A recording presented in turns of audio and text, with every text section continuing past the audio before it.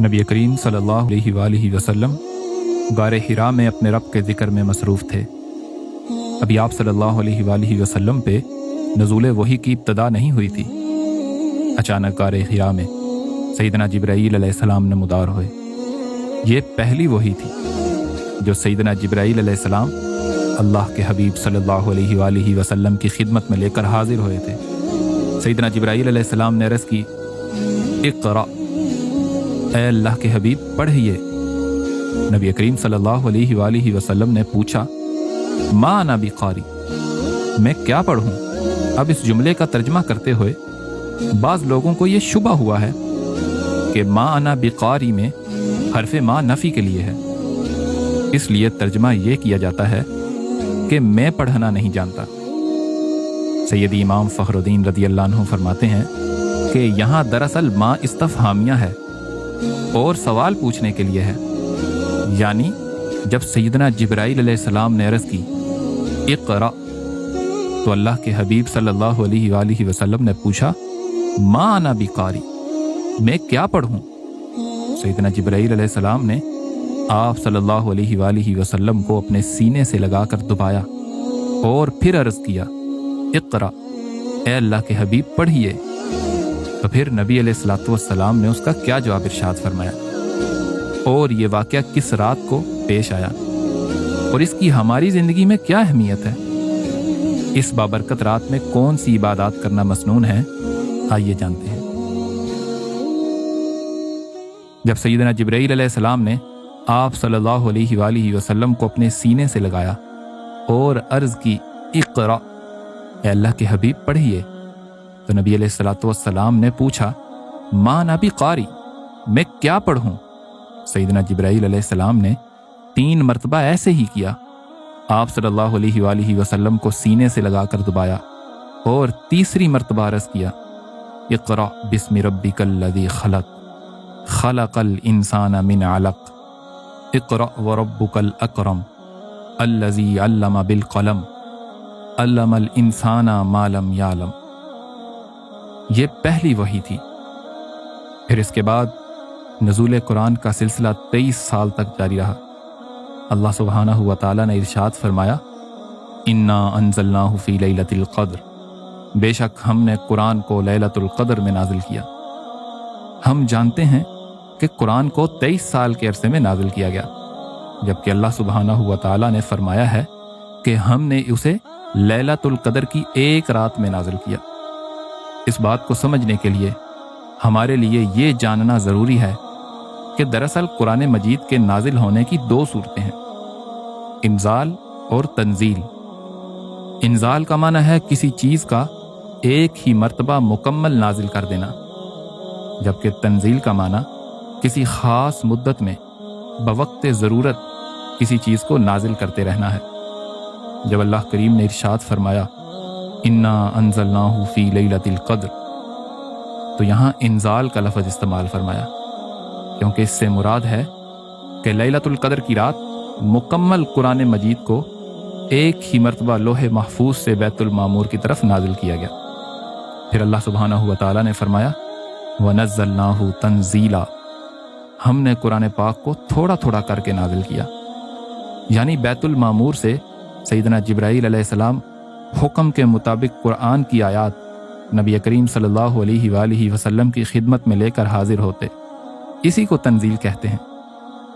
بیت المعمور خانہ کعبہ کے عین اوپر 5ویں آسمان سے 7ویں آسمان تک ایک ایسا مقام ہے جس کا طواف فلقیون فرشتے کرتے ہیں۔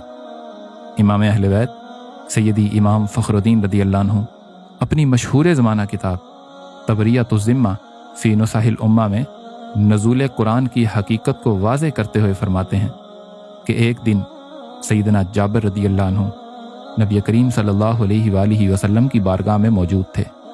اسی دوران سیدنا جبرائیل علیہ السلام نبی کریم صلی اللہ علیہ وآلہ وسلم کی خدمت میں ایک دیہاتی کی شکل میں حاضر ہوئے۔ اللہ کے حبیب صلی اللہ علیہ وآلہ وسلم سیدنا جابر رضی اللہ عنہ سے گفتگو فرما رہے تھے۔ دوران گفتگو نبی کریم صلی اللہ علیہ وآلہ وسلم نے سیدنا جبرائیل علیہ السلام سے اس جگہ کے متعلق پوچھا جہاں سے وہ وحی لے کر آتے ہیں۔ سیدنا جبرائیل علیہ السلام نے عرض کی کہ میں تو بیت المعمور سے وحی لاتا ہوں، اور جب نزول وحی کا وقت ہوتا ہے تو مجھے گھنٹی بجنے کی آواز سنائی دیتی ہے، پھر میں چاہے آسمانوں کے کناروں میں ہوں، میں جلدی سے بیت المعمور کی طرف جاتا ہوں اور وہاں سے وحی لے کر انبیاء تک پہنچا دیتا ہوں۔ نبی کریم صلی اللہ علیہ وآلہ وسلم نے فرمایا، اے جبرائیل، اب جب بیت المعمور کی طرف جانا تو وہاں میرا مبارک شجرہ نصب پڑھنا۔ سیدنا جبرائیل علیہ السلام فوراً سے بیت المعمور کی طرف گئے اور نبی کریم صلی اللہ علیہ وآلہ وسلم کا شجرہ مبارک پڑھا، جس پر بیت المعمور کھل گیا۔ حالانکہ اس سے پہلے کبھی بھی سیدنا جبرائیل علیہ السلام کے لیے یہ نہیں کھلا تھا۔ اب سیدنا جبرائیل علیہ السلام نے کیا دیکھا کہ بیت المعمور کے اندر بھی نبی کریم صلی اللہ علیہ وآلہ وسلم ہی تشریف فرما ہے۔ آپ بڑے حیران ہوئے اور فوراً زمین کی طرف واپس آئے۔ دیکھا کہ نبی کریم صلی اللہ علیہ وآلہ وسلم تو اپنی جگہ پر سیدنا جابر کے ساتھ موجود ہیں۔ سیدنا جبرائیل علیہ السلام پھر سے بیت المعمور کی طرف گئے اور وہاں پر بھی نبی کریم صلی اللہ علیہ وآلہ وسلم کو موجود پایا۔ آپ پھر حیرانگی کے عالم میں تیزی سے زمین کی طرف واپس آئے تو نبی کریم صلی اللہ علیہ وآلہ وسلم پہلے والی حالت میں موجود تھے۔ سیدنا جبرائیل علیہ السلام پھر سے دیہاتی کی شکل میں آئے اور اب کی بار سیدنا جابر رضی اللہ عنہ کے پاس آئے اور پوچھا کہ کیا نبی کریم صلی اللہ علیہ وآلہ وسلم نے اس مجلس کو چھوڑا تھا؟ کیا وہ کہیں اٹھ کر گئے تھے؟ سیدنا جابر رضی اللہ عنہ نے جواب دیا، ہرگز نہیں میرے دیہاتی بھائی، ہم نے تو ابھی تک وہ بات ہی ختم نہیں کی جس کے دوران آپ ہمیں چھوڑ کر گئے تھے۔ تو سیدنا جبرائیل علیہ السلام نبی کریم صلی اللہ علیہ وآلہ وسلم سے عرض کرنے لگے کہ یا رسول اللہ، جب یہ قرآن کا نزول آپ ہی سے ہے اور آپ ہی کی طرف ہے تو میرے لیے یہ اتنی مشقت آخر کیوں ہے؟ نبی کریم صلی اللہ علیہ وآلہ وسلم نے فرمایا، اے جبرائیل، یہ سب ظاہری شریعت کا تقاضا پورا کرنے کے لیے لازم ہے۔ سیدنا جبرائیل علیہ السلام تو صرف اس پیغام کو پہنچانے پہ مامور ہیں جو ان کو بیت المعمور پہ سنائی دیتا تھا، اور اس پیغام کی کیفیت یہ تھی کہ وہ مکھی کی بنبناہٹ کی مانند ہوتا تھا۔ جیسا کہ سیدنا عمر فاروق رضی اللہ عنہ فرماتے ہیں کہ جب اللہ کے حبیب صلی اللہ علیہ وآلہ وسلم پہ وحی نازل ہوتی تو آپ صلی اللہ علیہ وآلہ وسلم کے رخ انور کے قریب شہد کی مکھی کی بنبناہٹ سنائی دیتی، یعنی وحی ایک طرح کے رمز اور کوڈز کی صورت سیدنا جبرائیل علیہ السلام کو وصول ہوتی، اور وہ اسی طرح نبی کریم صلی اللہ علیہ وآلہ وسلم کی خدمت میں پیش کر دیتے۔ اللہ کے حبیب صلی اللہ علیہ وآلہ وسلم وحی کو اسی کیفیت میں وصول فرماتے اور اس کو لوگوں کے لیے قول کی صورت میں بیان فرماتے۔ اس لیے تو اللہ سبحانہ و تعالیٰ نے فرمایا ہے، اِنَّهُ لَقَوْلُ رَسُولٍ کریم، بے شک یہ قرآن رسول کریم صلی اللہ علیہ وآلہ وسلم کا قول ہے، یعنی یہ کسی شاعر کی کوئی بات یا کسی جادوگر کی کوئی جادوگری نہیں ہے، بلکہ یہ تو اللہ کا کلام ہے جو اس کے عظمتوں والے رسول نے اپنے قول سے بیان فرمایا، اور جو اللہ کی وحی کے بغیر کوئی بات نہیں کرتا، جس کی دلیل خود قرآن ہے، وما ينطق عن الهوى ان هو الا وحی یوحى، کہ آپ صلی اللہ علیہ وآلہ وسلم جو بھی کلام کرتے ہیں وحی الہی سے کرتے ہیں۔ سو چاہے وہ حدیث قدسی ہو، آپ صلی اللہ علیہ وآلہ وسلم کا فرمان ہو یا پھر قرآن ہو، یہ سب اللہ کی طرف سے وحی ہے۔ غار حرا میں نزول قرآن کی ابتدا کا واقعہ جب پیش آیا، اس وقت نبی کریم صلی اللہ علیہ وآلہ وسلم کی عمر مبارک 40 برس تھی۔ سموار کا دن تھا اور رمضان کا آخری عشرہ تھا، لیلۃ القدر کی رات تھی۔ اس لیے تو نبی کریم صلی اللہ علیہ وآلہ وسلم نے فرمایا کہ لیلۃ القدر کو رمضان کے آخری عشرے کی طاق راتوں میں تلاش کرو، اور اللہ سبحانہ و تعالیٰ نے فرمایا ہے، انا انزلناہ فی لیلۃ القدر، بے شک ہم نے قرآن کو شب قدر میں نازل کیا، وما ادراک ما لیلۃ القدر، اور تمہیں کیا معلوم کہ شب قدر کیا ہے؟ لیلۃ القدر خیر من الف شہر، شب قدر تو 1000 مہینوں سے بہتر ہے۔ تنزل الملائکۃ والروح فیہا باذن ربہم من کل امر، اس رات میں فرشتے اور روح الامین اپنے رب کے اذن سے ہر امر کے ساتھ اترتے ہیں۔ سلام ہی حتی مطلع الفجر، یہ رات طلوع فجر تک سلامتی ہے، یعنی یہ رات اللہ کی جانب سے امت محمدی صلی اللہ علیہ وآلہ وسلم کے لیے تحفہ ہے۔ نبی کریم صلی اللہ علیہ وآلہ وسلم کے سامنے جب سابقہ امتوں کو پیش کیا گیا تو آپ صلی اللہ علیہ وآلہ وسلم نے دیکھا کہ साबका उम्मतों की उम्रें इंतहाई लंबी हैं।